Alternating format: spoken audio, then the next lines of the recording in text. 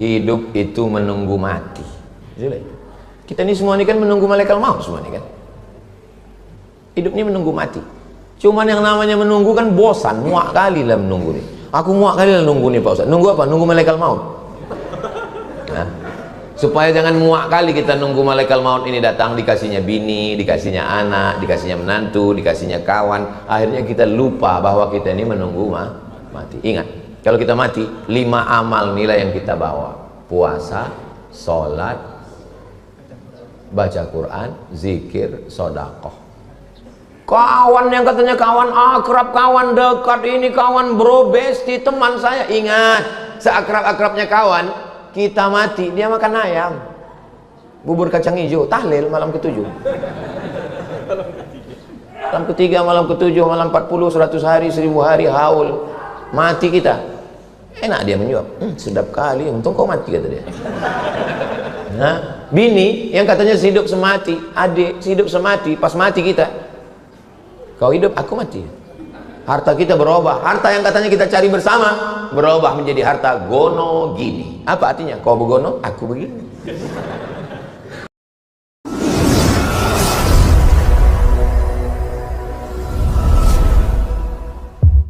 Kullu amrin zibalin, semua amal yang baik, walam yubda bihamdillah, kalau tidak dimulai dengan alhamdulillah, fahuwa aqta, amal itu putus.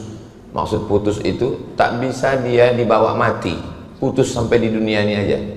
Maka semua amal mesti diawali dengan alhamdulillahi rabbil alamin. Nah, handphone siapa bunyi itu? Tapi ada yang bilang katanya bismillah, hadisnya ada juga. Kullu amrin zibalin walam yubda bismillah. Nah, jadi kalau ada ustadz yang mengawali bismillahirrahmanirrahim, betul, ada hadisnya. Kalau dia mengawali dengan alhamdulillahirrahmanirrahim, betul juga. Tak usah berkelahi gara-gara itu. Berkelahi antara yang bismillah dengan alhamdulillah, yang ketawa, yang mabuk. Yang penting ada hadisnya. Setiap majelis kalau tidak disebut nama dia, maka majelis itu antanajifah, majelis bangkai, majelis busuk, majelis berbau. Maka orang kalau berjumpa berdua pun waktu bersalaman menyebut nama dia. Allahumma sholli ala sayyidina Muhammad wa ala ali sayyidina Allahumma sholli ala sayyidina Muhammad. Itu sunnah. Bersalaman mengucapkan sholawat. Apa ini? Bid'ah ini mengucapkan sholawat waktu salam. Memang tak ada Nabi mengatakan kalau kamu bersalaman bersolawatlah kamu, tak ada. Tapi dalam hadis dikatakan kalau satu majelis tidak disebut namanya, maka majelis itu antana jifah. Antana busuk, jifah bangkai. Bangkai busuk, berulat, benanah, berbau. Maka supaya majelis kita ini tidak jadi majelis bangkai busuk, kita sebut namanya Allahumma sholli ala sayyidina Muhammad wa ala ali sayyidina Muhammad. Laisa minna, tidak diakui sebagai umat Nabi Muhammad SAW, man lam yarham saghirana wa lam ya'rif syarafa kabirina. Anak kecil disayangi, orang tua dihormati. Semua anak-anak yang kecil-kecil ini semuanya kita sayangi semua, karena mereka lah yang akan melanjutkan sholat berjamaah di masjid ini nanti.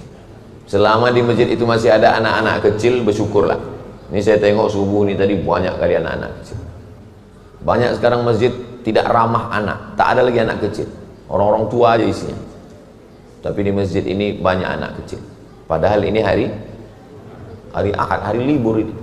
Anak kecil dibawa bagus. Kata pepatah orang-orang tua kita, dari kecil terlonjak-lonjak, sudah besar terbawa-bawa, sudah tua terubah tidak.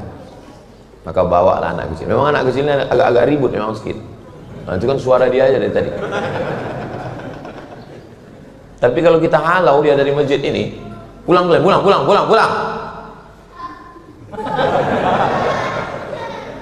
Nanti siapa yang mau meramaikan masjid ini? Kalau di masjid itu masih ada anak-anak berlari-lari, berteriak-teriak, melompat-lompat, bersyukurlah. Ada video saya tonton, pas sedang sholat, anak itu di belakang ribut. Mungkin bapaknya emosi, mundur, dia disipakkannya anak itu ke belakang. Takutnya yang menyipak itu mati. Kumat darah tingginya kan.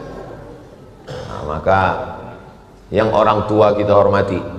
Ustadz-ustadz, guru-guru kita yang hadir subuh ini yang tak dapat saya sebutkan satu-satu namanya, kita doakan panjang umur, sehat badan, supaya melimpah berkah umurnya untuk kita semua. Amin ya rabbal alamin.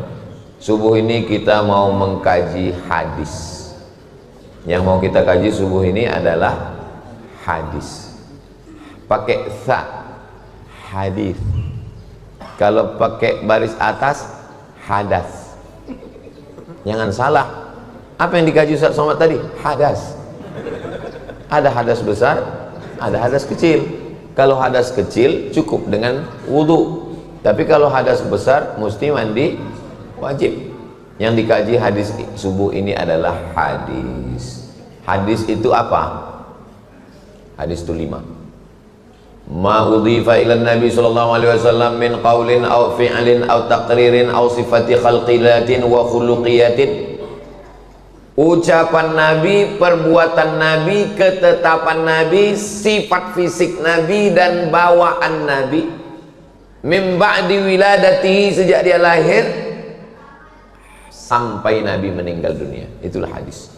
Jadi nanti kalau ada yang bercerita tentang wajah Nabi, senyum Nabi, cara berjalan Nabi, rambut Nabi, kuku Nabi, itu semua disebut dengan hadis. Hadis itu kalau bahasa Indonesianya apa? Cerita. Cerita-cerita. Cerita Nabi ini dikumpulkan oleh ulama. Kalau menjelaskan hadis, sebutkan kitabnya. Kata Nabi, mohon maaf ya Pak, dalam kitab apa? Pokoknya jangan kau tanya-tanya. Banyak tanya masuk neraka kau nanti. Tapi kalau mau menanya Ustadz, jangan di tengah orang ramai. Takutnya dia entah lupa, takutnya itu mempermalukan dia depan orang banyak. Nanti pas berdua, Ustadz, hadis yang Ustadz sampaikan tadi itu riwayatnya dalam kitab apa ya Pak Ustadz? Lupa pula aku. Kalau depan orang banyak kan jatuh harga diri dia. Tapi saya kalau ditanya orang, tidak semua saya jawab. Imam Malik pun ditanya 48 masalah, tak semua dijawabnya. Tapi kami tonton di YouTube itu, kami tengok semua Ustadz jawab. Yang bisa aja di-upload. Yang tak bisa jangan dia. Rusaklah harga diri kita kan. Itu maka saya kalau ditanya, so tolong kalau ada pertanyaan pakai kertas, saya bilang. Kenapa? Karena pakai kertas bisa kita tengok kan. Ini agak payah nih, masukkan ke bawah.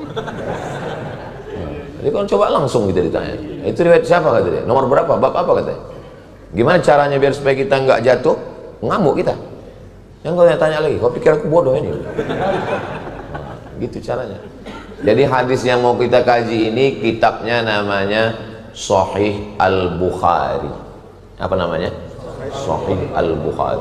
Sebetulnya judulnya panjang.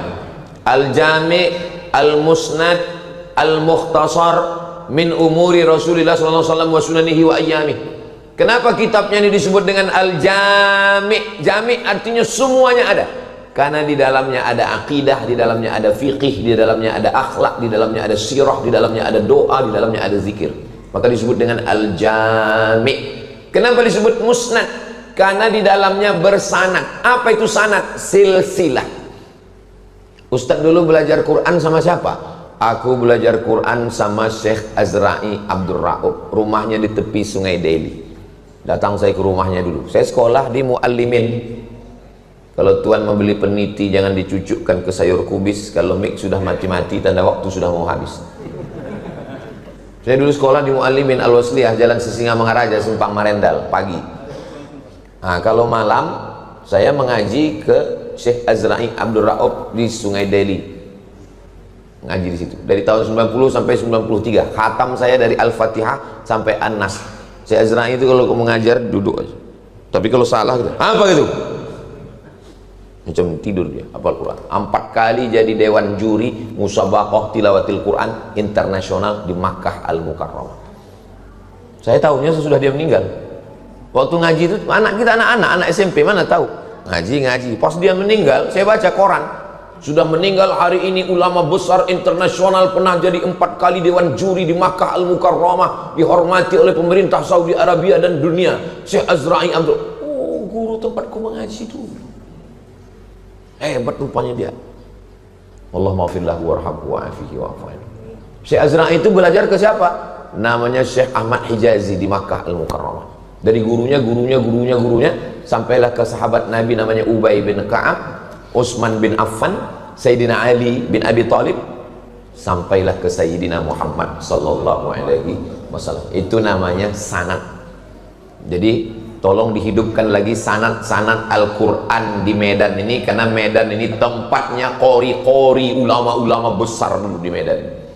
Imam Masjidil Haram di Makkah itu punya muridnya itu datang ke Medan ini, diangkat menjadi imam besar Masjid Raya Al-Masun oleh Sultan Delhi, namanya Syekh Hasan Maksum. Syekh Hasan Maksum ini udah tua. Jadi waktu itu ditanya orang, Syekh Hasan Maksum, nanti kalau engkau meninggal dunia siapa pelanjut engkau? Ditunjuk Syekh Hasan Maksum, itu yang akan melanjutkan nanti. Yang ditunjuknya itu namanya Syekh Muhammad Arsyad Talib Lubis, ulama-ulama besar. Tolong anak-anak muda tulis biografinya di sosmed supaya orang tahu Medan ini tempatnya ulama-ulama hebat. Ini sekarang saya tidak di Sumatera Utara nih, tinggal saya di Riau. Apalah yang orang tahu tentang Sumatera Utara ini sekarang? Pagar besi banyak hilang. Saya menengok dari luar, padahal di sini dulu sarangnya ulama-ulama besar yang hebat-hebat itu dari sini. Maka lahirlah satu asli made in Medan Sumatera Utara, namanya Al-Jam'iyatul Wasthiyah. Dan Syekh Muhammad Arsyad Talib Lubis itu menulis kitab Ulumul Hadis satu, namanya Ulumul Hadis. Kami membaca kitab itu di Muallimin Al-Jam'iyatul Wasthiyah. Dari saya ke guru saya, sanadnya ke Syekh Muhammad Arsyad Talib Lubis, sampailah sekarang. Mudah-mudahan bangkit lagi para ulama-ulama besar dari Sumatera Utara ini, insyaallah. Amin ya rabbal alamin. Al-Jami' Al-Musnad Al-Mukhtasar. Mukhtasar, kenapa disebut kitab ini mukhtasar, ringkasan? Karena hafalan hadisnya 600.000 hadis. Yang ada di kepala Imam Bukhari itu 600.000 hadis, 600.000 hadis. Tapi kalau itu dicetak banyak kali, akhirnya diringkasnya, itulah dia kitab, isinya 7.275 hadis. 7.275 hadis. Al-Jami' As-Sahih Al-Musnad Al-Mukhtasar. Kenapa disebut As-Sahih? Karena semua hadis yang ada dalam kitab ini sahih. Rupanya hadis itu berapa? Yang paling tinggi sahih. Di bawah sahih hasan. Di bawah hasan dhaif. Di bawah dhaif maudhu'. Maudhu' tak boleh diriwayatkan sama sekali, hadis palsu. Al-Bazinjan Syifa'un min kulli da'. Terong obat dari segala macam penyakit. Itu hadis palsu. Siapa yang membuat? Tukang jual terong. Biar terongnya itu laku. Hadis palsu tak boleh diriwayatkan sama sekali. Hadis dhaif, oh hadis dhaif banyak kali. Allahumma barik lana fima razaqtana wa qina azabannar. Hadis dhaif. Awaluhu rahmah, awsatuhu maghfirah, akhiruhu itqun minan nar. Hadis dhaif. Utlubil ilma walau bisin, tuntutlah ilmu walau ke negeri Cina. Hadis dhaif. Sekarang banyak ustaz-ustaz berceramah, hadis dhaif tak boleh diriwayatkan. Hadis dhaif, kata Imam Nawawi, ajma'al ulama'u ala jawazil amali bil hadis dhaif. Ijma' ulama boleh mengamalkan hadis dhaif kalau cukup 5 syarat. 1, bukan masalah halal haram. 2, bukan masalah akidah. 3, tak ada periwayatnya yang kazab, pendipu, pendusta, pembohong. 4, masih bernaung di bawah hadis sahih. 5, untuk fadail a'mal, motivasi beramal. Misalnya ada ustadz nanti khutbah Jumat, disampaikannya, semangatlah anak-anak Medan menuntut ilmu, utlubil ilma walau bisin, tuntutlah ilmu walau ke negeri Cina. Boleh apa tak boleh? Boleh. Apa pula salahnya? Bukan masalah akidah, bukan masalah fikih, bukan ada periwayatnya yang pendusta, masih bernaung di bawah hadis sahih. Dan untuk fadail a'mal, memotivasi supaya orang belajar, tuntutlah ilmu ke negeri Cina. Dulu begitu, sekarang tak perlu, karena Cina itu sudah datang kemari. Sampai jauh-jauh ke sana. Nah, jadi jangan sembarangan. Ini baru mendengar 2 kali YouTube, orang anti hadis dhaif langsung menyalah-nyalahkan orang. Hadis hasan dan hadis sahih tak ada ikhtilaf antar ulama, boleh diamalkan. Jadi hadis yang mau kita bahas subuh ini, hadisnya hadis sahih, tak ada ikhtilaf. Kenapa sahih? Karena semua yang ada dalam Sahih Bukhari itu sahih, hadis sahih. Bukhari bukan nama orang.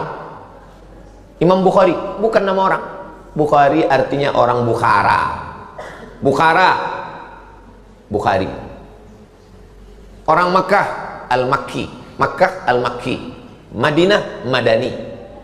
Medan, Maidan.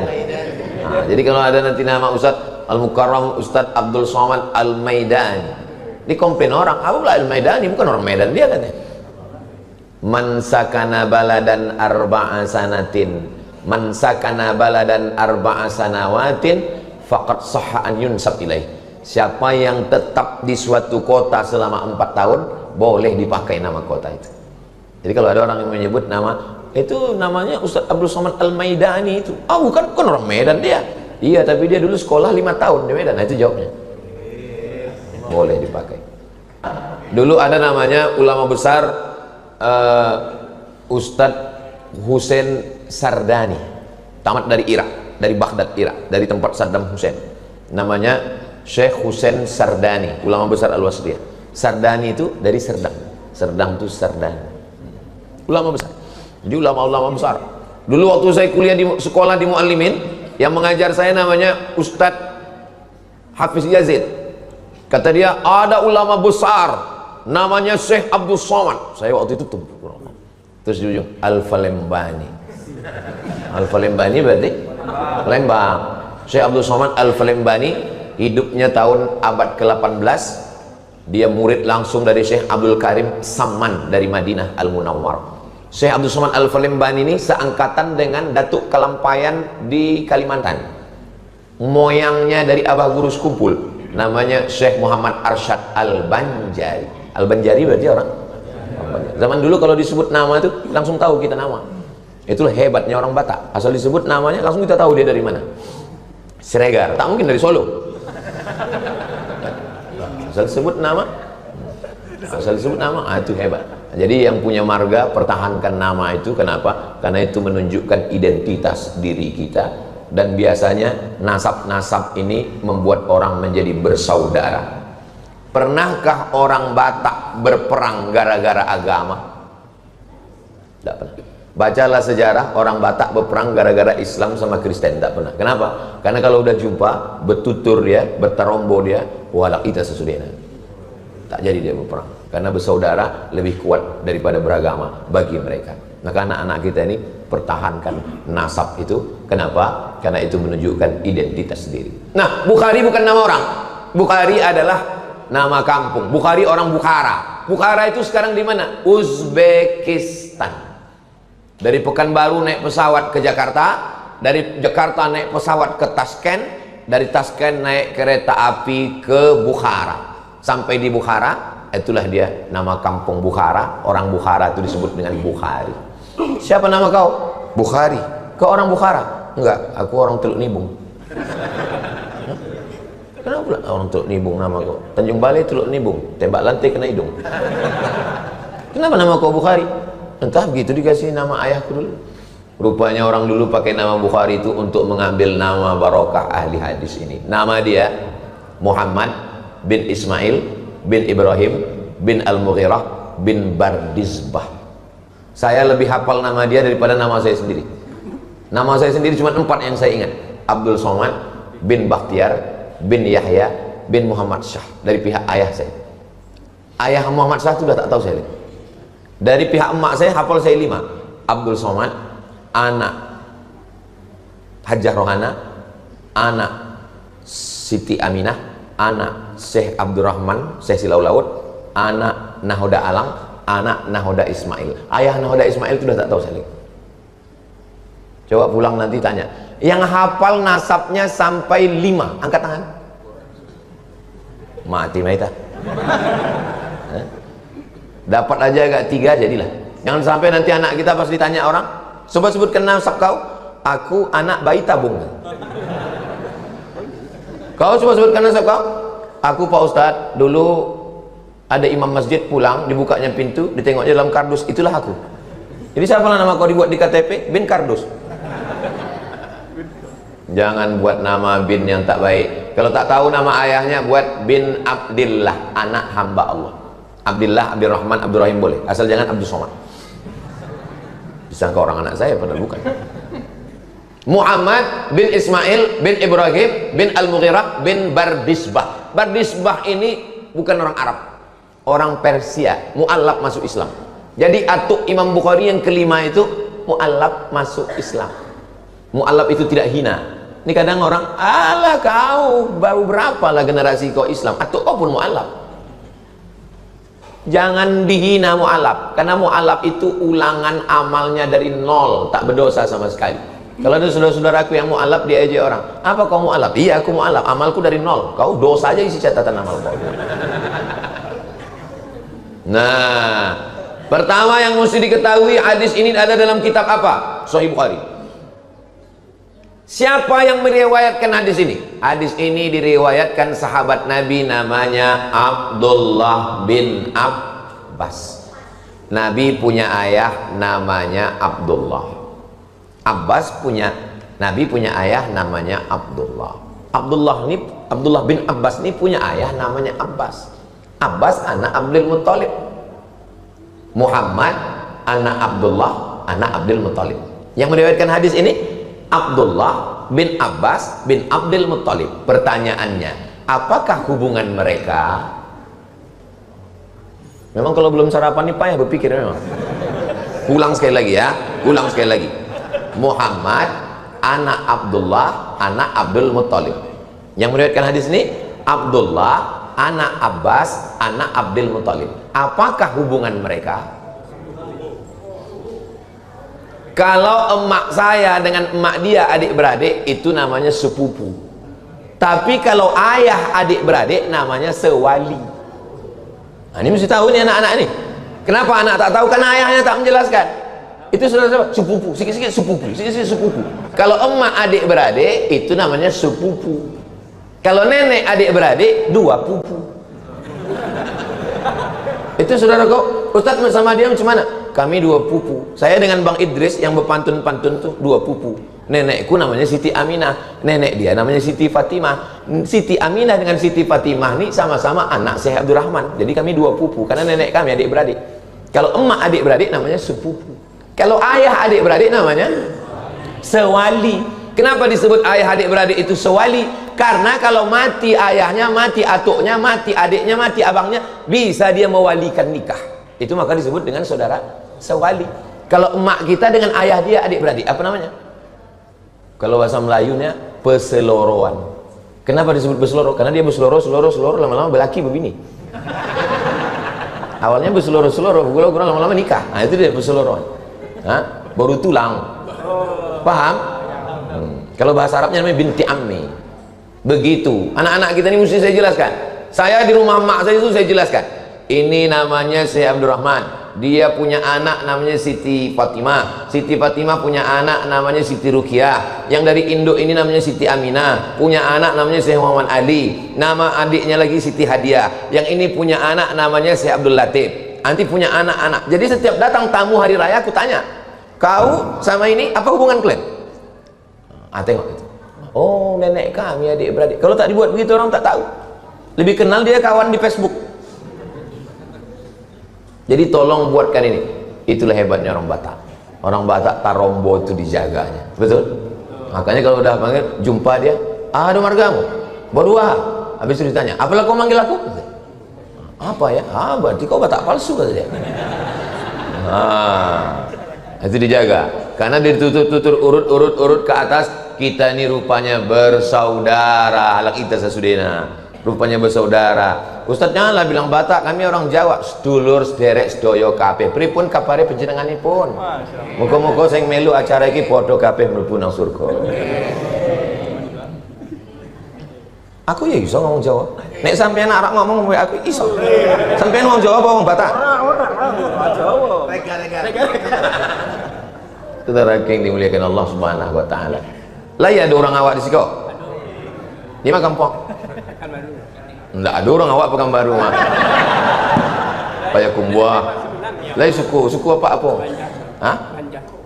Banja. Bubuhan. Sabarata. Masya Allah, tabarakallah. Saya suka sekali belajar bahasa. Dari kecil saya memang suka belajar bahasa. Sampai di Mesir pun gitu. Asal jumpa sama orang Arab, saya bercakap terus dengan orang Arab. Terus saya di Maroko mesti wajib belajar bahasa Perancis, sedikit banyak mesti tahu, karena kalau tidak asal ditengoknya wajah kita asing, dia tak mau pakai bahasa Arab. Ça va bien artinya apa kabar. Jutaime artinya I love you. Komong tutapel. Komong tutapel artinya siapa nama? Yang paling penting dihafal kalau ke Maroko adalah kalimat je ne parle pas français. Je ne parle pas français artinya aku tak bisa bahasa Prancis. Asal udah agak dalam kali cakap dia, langsung kita bilang je ne parle pas français arabe. Aku tak bisa bahasa Prancis, bahasa Arab aja. Kaif halak? Tolu halak. Bahasa ini penting. Man arafa lughata qaumin amina makrahum. Siapa yang paham bahasa suatu kaum, dia aman dari tipu daya. Saya mau ngasih tahu, yang menulis kitab Sahih Bukhari 7275 hadis itu bukan orang Arab. Bukan orang Arab. Apa tafsir yang paling tua? Tafsir yang paling tua tafsir Imam Abu Ja'far Ibnu Jarir At-Tabari, 24 jilid, 1 meter panjangnya. Tabari, Tobrustan, bukan orang Arab. Bukhari, Uzbekistan, bukan orang Arab. Kenapa? Allah mau menunjukkan ke agama ini bahwa agama ini akan didiami, akan dihuni, akan dianut oleh semua orang-orang hebat. Kita kalau belajar hadis, sanad ahli sanad dunia ini namanya Syekh Muhammad Yasin bin Isa Al-Fadani. Fadani dari mana? Padang. Mufti Mesir, namanya Syekh Ali Jum'ah. Waktu saya baca biografinya, sanad hadisnya dari Syekh Muhammad Yasin bin Isa Al-Fadani dari Padang. Saya mau ngasih tahu, siapapun kita, apapun suku kita, dari manapun kita, kalau kita muliakan agama Allah ini, kita akan kekal abadi, dikenang sepanjang zaman, insya Allah. Tolonglah agama ini. Imam Masjidil Haram meninggal tahun 1916, namanya Syekh Ahmad Khatib Al-Minkabawi. Orang mana itu? Minangkabau. Jadi jangan asal disebut Minangkabau rumah makan Gumarang. Minangkabau rumah makan Minang, rendang. Syekh Ahmad Khatib Al-Minkabawi berperang antara padri dengan adat. Orang padri berpegang ke agama, adat melagayam. Berperang, dilaga oleh Belanda, divide et impera, lari ke Makkah. Sampai di Makkah menghafal Quran, menghafal hadis, menghafal fikih, usul fikih, bahasa Arab. Malang tak dapat ditolak, untung tak dapat diraih. Kalau tuah ada di badan, pasir digenggam menjadi intan. Ahmad Khatib Al-Minkabawi nikah sama anak saudagar kaya namanya Syekh Soleh Al-Kurdi. Syekh Soleh Al-Kurdi punya anak gadis cantik, nikah sama anak Syekh Soleh Al-Kurdi. Syekh Soleh Al-Kurdi dekat dengan Raja Makkah. Waktu itu sebelum revolusi King Abdul Aziz. Revolusi King Abdul Aziz 1924. Sebelum revolusi King Abdul Aziz. Lalu kemudian Syekh Soleh Al-Kurdi membawa anaknya tadi, menantunya tadi, Syekh Ahmad Khatib, sholat bersama sultan, bersama raja. Yang jadi imam raja. Zaman dulu raja-raja itu bisa jadi imam.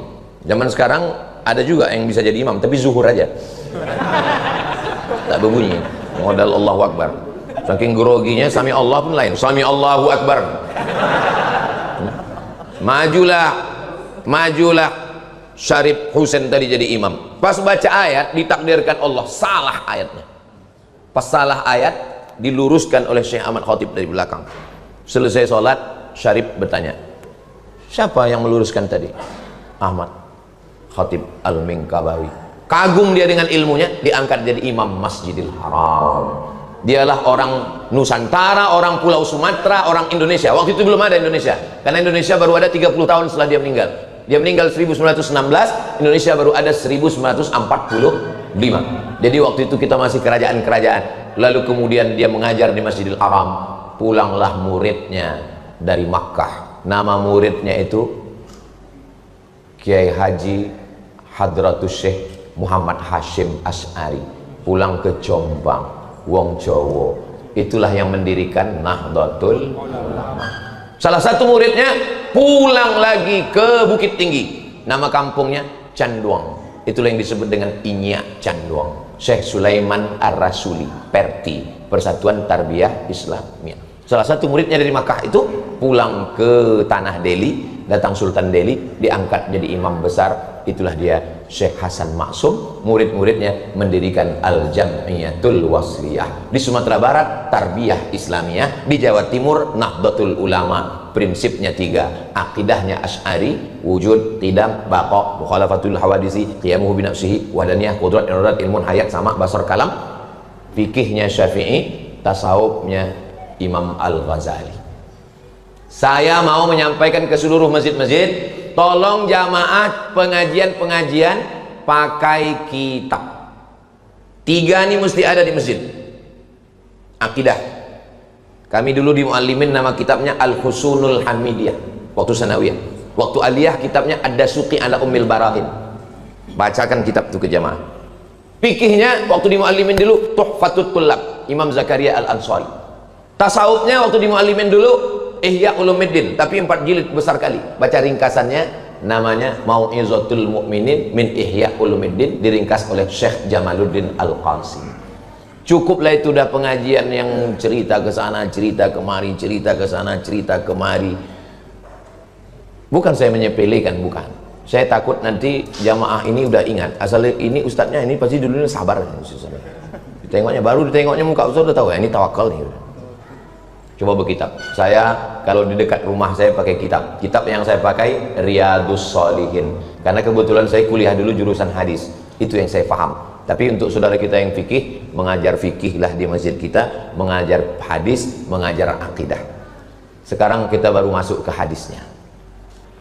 Siapa yang ceramah tadi? Ustadz Somad. Dari kitab apa diambilnya tadi? Sahih Al-Bukhari. Siapa nama periwayatnya tadi? Abdullah bin Abbas, sewali dengan Nabi, ayah mereka adik-beradik. Inilah Abdullah bin Abbas. Saya kalau dibawa orang anak kecil, Ustaz tolong doakan anak saya doakan Allahumma faqihhu fiddin wa 'allimhu ta'wil. Itu doa Nabi untuk Abdullah bin Abbas. Jadi kalau ada anak kecil minta doakan Allahumma faqihhu fiddin wa 'allimhu ta'wil. Kalau tak hafal doanya, gerak-gerakkan aja mulut. Daripada ditanyanya apa doa kau, kita tak tahu kan. Waktu Anas bin Malik apa doanya? Allahumma aksir amwalahu wa auladahu wa ja'alhu min ahlil jannah. Banyakkan hartanya, banyakkan anaknya. Tak ada disebut banyakkan bininya. Tapi bunyi banyak anak itu mesti banyak. Enggak ada disebut begitu. Hati-hati kalian, bini kalian nengok dari atas. Maaf ya Bu ya.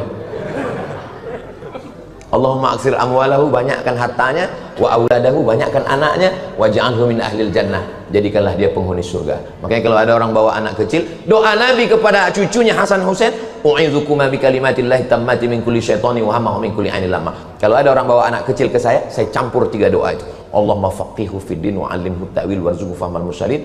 Allahumma aksir amwalahu wa auladahu wa ja'alhu min al-jannah. U'idzuka bi kalimatillahi tammati min kulli syaitani wa hamma min kulli ainil lamma. Aku tak bisa bahasa Arab Pak Ustaz, aku udah tua, tak bisa aku menghafal. Doa pakai bahasa kita aja. Selamatkan anak ini dari sabu-sabu, dari lem kambing. Selamatkan anak ini dari mencuri besi-besi masjid. Selamatkan anak ini dari buah kecubung. Selamatkan dari ganja. Selamatkan dari mabuk pertamak. Selamatkan dari menjual tabung gas untuk beli narkoba. Tak usah kuat-kuat, pelan-pelan aja. Tahu orang sebelah lain doa kau nih, dengar. Nah, sekarang baru kita masuk teks hadisnya. Kitabnya Sahih Bukhari. Riwayatnya Abdullah bin Abbas. Abdullah bin Abbas ini makamnya di Taif. Di Taif itu ada makam Abdullah bin Abbas. Pas mau masuk pintu masjid, di sebelah kiri, di dalam itulah makam Abdullah bin Abbas. Tapi makamnya tidak boleh diziarahi karena Saudi tak boleh ziarah. Ziarah ke makam Nabi pun orang itu marah. Kita udah mau nangis di depan makam Nabi. Assalamualaikum ya Rasul.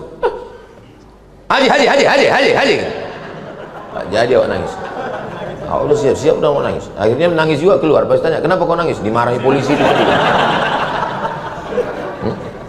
Nah, jadi beliau meninggal. Dan sahabat Nabi yang paling banyak tafsir Al-Qur'annya adalah Abdullah bin Abbas. Kalau mau menengok tafsir Abdullah bin Abbas paling lengkap dalam kitab tafsir At-Tabari, diriwayatkan oleh murid-muridnya. Imam Ad-Dhahhak murid dia, Mujahid murid dia, Qatadah murid dia.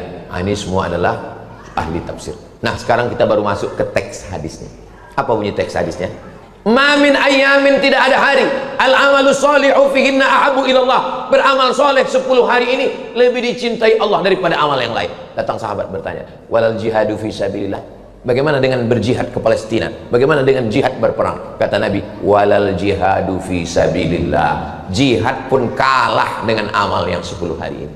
Illa, kecuali rajulun kharaja binafsihi wa malihi, kalau ada orang yang keluar rumah membawa nyawanya, membawa hartanya, walam yarji' min dzalika bi syai', dan dia tak pulang lagi ke rumah, hartanya habis, nyawanya habis, mati syahid. Itulah yang bisa mengalahkan yang 10 hari ini.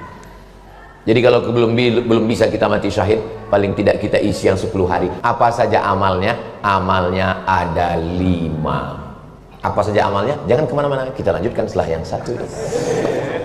Begitu kalau masuk TV ada iklannya. Amal yang pertama, amal yang paling disukai Allah adalah puasa. Kenapa darah tersumbat ke otak? Karena paralonnya macet. Ini ada paralon ini, dari jantung ini kan menyembur darah. Dari jantung ini menyembur darah nih ke otak. Paralonnya tersumbat. Kenapa paralon tersumbat? Karena banyak gula. Gara-gara minum teh, minum teh, minum teh. Itu maka bagus Masjid Al-Amal ini, tak ada teh di atas meja. Bagus ini, bagus. Supaya jangan tersumbat otak Ustaz.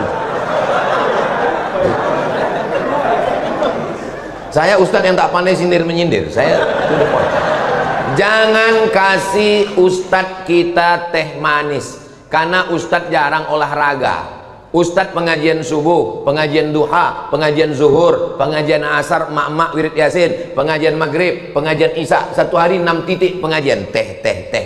Akhirnya Ustadz kena diabetes meletus. Kalau kalian sayang sama Ustadz, jangan kasih dia air teh, tapi air putih kasih lah. Ini air putih pun tak ada, parah kali kalian. Ini sebetulnya subuh saya paham. Kenapa? Karena semua pengurus sedang puasa sunnah. Jadi disangkanya Ustadz ini puasa juga. Ustadz kan mengajarkan puasa sunnah 10 hari. Jadi kami puasa, kami sangka Ustadz, aku musafir. Musafir. Ini subuh ini sebetulnya jadwal Al-Mukarram Ustadz Ustadz Musahur Siregar. Ini jadwal beliau. Mestinya pengurus, kalian telepon Ustadz Musahur, besok jadwal Ustadz kan? Iya. Ada yang mengundang Ustadz Somad ke Masjid Al-Amal. Kalau Ustadz mau datang, jumpa, datanglah. Tapi kalau tidak, mana tahu ada jadwal lain, kami maklum. Jadi begitu adabnya. Jangan tak kalian kasih tahu, itu namanya pengurus tak beradab. Kasih tahu. Bukan berarti saya tak senang Ustadz datang, senang saya silaturahim. Tapi banyak masjid-masjid yang lain mungkin mengharapkan kedatangan karena dai kita kurang. Banyak sekarang orang tidak mau jadi Ustadz. Yang paling payah mencari jodoh istri adalah Ustadz. Kok Ustadz tahu? Aku mengalami macam itu. Orang kalau minang anak gadis, dan apa titel kau? SH, masuk pengacara.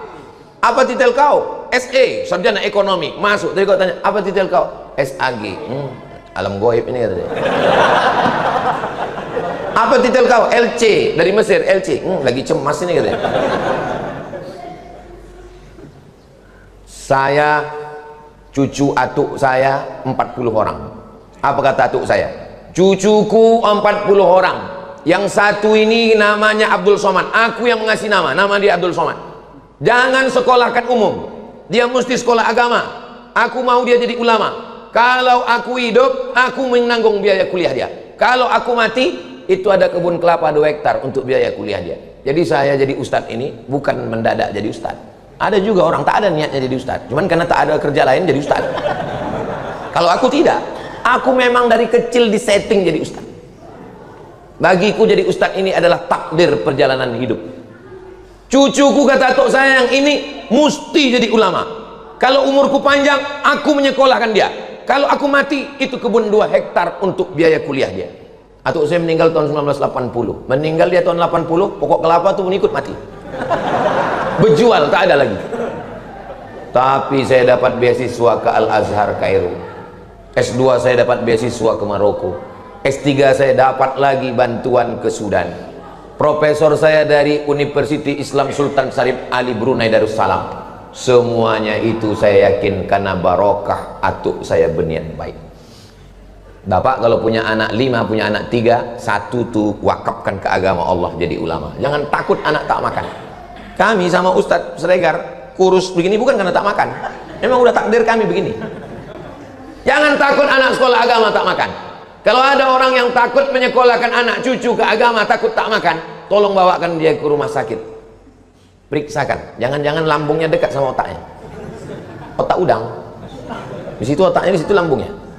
Disengaja dijauhkan Allah otak ini dengan lambung, supaya apa? Supaya kita jangan berpikir hanya makan.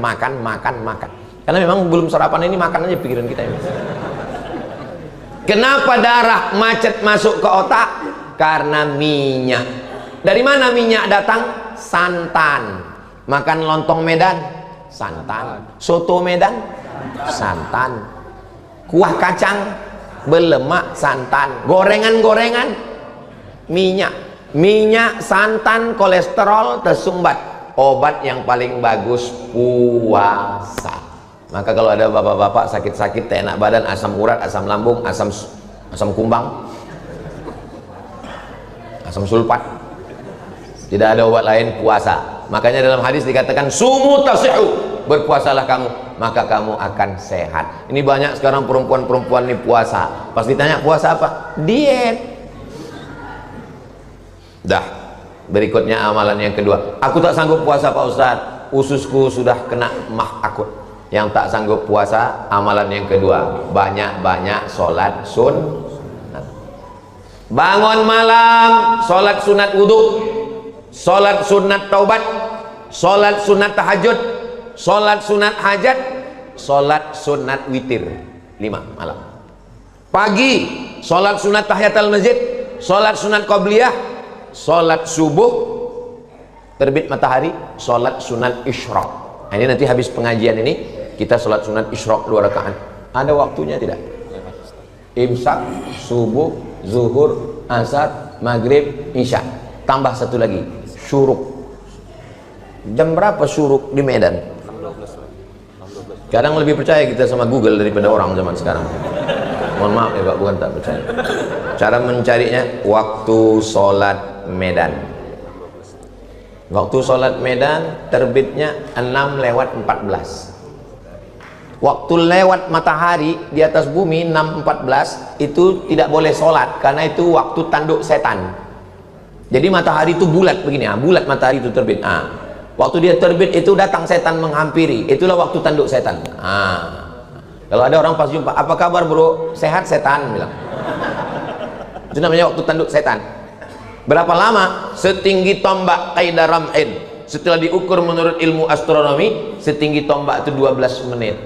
Sekarang menurut waktu Medan terbit matahari 6:12, 6:14 tambah 12 berarti 6:26 sudah bisa sholat sunat isyraq 2 rakaat. 6:26. Niatnya usolli sunnatal isyraq rakaatain. Bagi yang Al-Wasliyah sama NU sama Perti, bagi Muhammadiyah tak usah pakai usolli, enggak pakai usolli. Allahu Akbar. Tak usah berkelahi masalah usolli tak usolli ini. Dulu di Medan ini orang berkelahi masalah usolli tak usolli.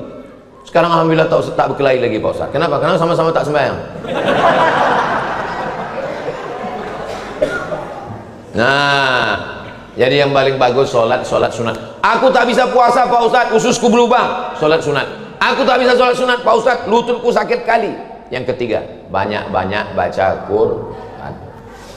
1 jam 1 juz, 1 hari 3 juz, 10 hari 30 juz. Kalau cuma 3 juz enteng lah, buat encer lah. Aku 4 juz bisa, juz melon, juz pokat, juz mangga. Aku tak bisa baca Quran Pak Ustaz, asal ku tengok Quran itu bersatu titiknya. Masih ada harapan lagi. Apa dia? Zikir. Afdalu zikri fa'lam, seafdal zikir adalah la ilaha illallah, la ilaha illallah, la ilaha illallah. Tadi sebetulnya Pak Imam tadi mau berzikir. Imam tadi mau berzikir sebetulnya, subhanallah 33, alhamdulillah 33, Allahu akbar 33, la ilaha illallah 100. Cuman datang pengurus berbisik dari belakang, jangan lama-lama. gitu. Aku tengok itu semua, aku amati, bukan tak aku tengok. Jangan gara-gara ada pengajian tak berzikir, ini tak betul. Berzikir ini sunnah. Aku nanti kalau di akhirat ditanya malaikat, kenapa jamaah Masjid Al-Amal subuh Ahad tanggal 5 Zulhijjah tak berzikir? Kata imam, aku dilarang pengurus. Ditanya pengurus, kenapa kau larang berzikir? Karena menghormati Ustaz Somad. Aku yang kena. Aku tak ada nyuruh ya. Aku tak ada pesan. Usahakan berzikir. Subhanallah, subhanallah, subhanallah. Sunnah berzikir. Saya setiap jadi imam, tanya pengurus-pengurus nih, setiap saya jadi imam walaupun musafir, zikir tak pernah saya hilangkan. Subhanallah 33, alhamdulillah 33, Allahu akbar 33. Kalau kebetulan imam subuh di hotel, di rumah, di mana, afdalul dzikri fa'lam annahu la ilaha illallah, la ilaha illallah. La-nya itu tidak, la. Pas lafaz Allahnya itu ke jantung. La ilaha illallah. Bagi yang mau menggoyangkan kepala. Yang tidak, ya tak usah. La ilaha illallah, la ilaha illallah, la ilaha illallah. Karena tidak ada wajib menggoyangkan kepala. Ini kadang orangnya asal berzikir goyang kepala, asal gini kepala. Pas tanya kenapa kau goyang? Entah, aku tengok orang goyang, aku goyang. Tapi saya tengok Pak Ustadz, orang-orang tarekat Naksabandiah itu tak ada zikirnya kuat-kuat, tasbihnya aja berputar. Itu namanya zikir ismuzat. Zikir ismuzat itu di dalam nih, tak berbunyi, tak bersuara. Zikirnya Allah, Allah, Allah, Allah, Allah, Allah, Allah, Allah, Allah, Allah, Allah, Allah, Allah, Allah, Allah, Allah. 1000, 1000, 1000, 1000, 1000, 1000. Satu hari, 5000 wajib satu hari. Allah, Allah. Supaya kita tak banyak bercakap. Ustadz banyak bercakap, aku memang ceramah, mesti bercakap. Ada memang orang wajib dia bercakap. Siapa itu yang wajib bercakap? Ulama, wajib dia bercakap, menyampaikan ayat Quran dan hadis Nabi. Siapa lagi yang wajib bercakap? Parlemen. Parle bahasa Perancis, artinya bercakap. Parlemen tempat orang bercakap. Makanya kalau ada anggota parlemen tak bercakap, makan gaji buta, makan duit Arab, makan duit rakyat. Mesti bercakap dia di situ, mengeluarkan perda, peraturan daerah, mengeluarkan undang-undang, mesti dia bercakap. Yang tak boleh bercakap siapa? Tukang. Tukang tak boleh bercakap. Karena kalau dia bercakap berhenti batu bata. Supir tak boleh bercakap. Di Eropa itu tertulis, don't speak, no speaking. Dilarang ngomong ke supir. Kenapa? Kalau dia bercakap salah konsen. Ya apa kau bilang tadi? Ya betul. Masuk. Pindah alam langsung. Hah? Puasa tak sanggup Pak Ustadz. Sholat sunat, sakit lutut, encok, asam urat, baca Quran. Mata rabun, zikir. Zikir tak bisa, keluar duit, infak, sodakoh, wakaf, bantu masjid, bantu. 5 amal yang utama di bulan. Tak juga sanggup, mati aja lah.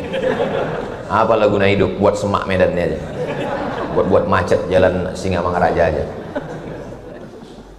Cemana lah kami mau mati Pak Ustadz? Belum mati lagi, ada jenazah lewat, ikut. Nampak jenazah yang ikut, daripada habis besi-besi masjid ini nanti. Mudah-mudahan dipanjangkan Allah umur kita supaya kita bisa beramal soleh. Apalah hidup ini? Apalah hidup ini? Mau ku tanya dulu. Saya kalau yang tua segan, saya yang anak-anak muda lah tanya. Mana anak muda tanya? Itulah yang menunduk. Aku tanya. Bang, kasihlah saya definisi hidup. Apalah itu hidup?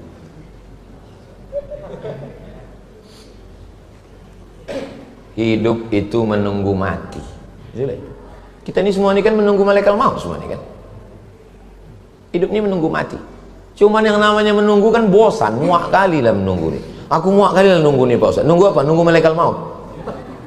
Supaya kita tidak muak kali dikasih kegiatan, bangun masjid, dikirimnya bidadari-bidadari surga. Kusangka aku lah yang paling tinggi duduk di kursi ini. Rupanya ada yang paling lebih tinggi lagi. Ini bangsawan ini, bangsa yang dekat di awan. Nah, supaya jangan muak kali kita nunggu malaikat maut ini datang, dikasihnya bini, dikasihnya anak, dikasihnya menantu, dikasihnya kawan. Akhirnya kita lupa bahwa kita ini menunggu mati. Ingat, kalau kita mati, 5 amal nilai yang kita bawa: puasa, sholat, baca Quran, zikir, sodakoh. Kawan yang katanya kawan akrab, kawan dekat, ini kawan bro, besti, teman saya. Ingat, seakrab-akrabnya kawan, kita mati, dia makan ayam. bubur kacang hijau, tahlil malam ke-7. Malam ke-3, malam ke-7, malam 40, 100 hari, 1000 hari, haul. Mati kita. Enak dia menjawab. Sedap kali, untung kau mati, kata dia. Nah, bini yang katanya sehidup semati, adik sehidup semati, pas mati kita. Kau hidup, aku mati. Harta kita berubah. Harta yang katanya kita cari bersama berubah menjadi harta gono gini. Apa artinya? Kau begono, aku begini. Itulah kaji kita subuh ini. Kalau ditanya orang, siapa tadi yang menyampaikan hadis tadi? Ustaz Somad. Dari kitab apa hadisnya? Sahih Bukhari. Siapa periwayatnya? Abdullah bin Abbas. Apa bunyinya? Entah apa bunyinya tadi. Tak usah dihafal. Share aja video di channel Ustaz Abdul Somad Official. Subscribe, like, share, and comment.